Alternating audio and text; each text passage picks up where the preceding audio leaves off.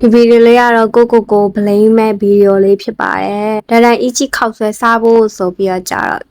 ကားနှစ်ဆင့်စီးပြီးတော့တကူတကသွားပါတယ်ရေတာရှည်လန်းဟောင်းကြည့်ပါဦးရုပ်ကတနခါနဲ့လဲပဲနေရလဲမခုံရုပ်ကလေးမှန်မကြည့်ပဲနဲ့ကိုတခါရဲထွက်သွားတယ်အဲ့ဒီဗီဒီယိုရိုက်ခံကြမှာလေကိုရုပ်ကိုကြည့်ပြီးတော့ဟာတော်တော်စိုးနေရပါလားဆိုပြီးတော့ခောက်ဆွဲဆိုင်တော့ရအောင်တော့သွားခဲ့ပါတယ်စားတောက်ကပိုကြီးကြည့်ရပေါ့နော်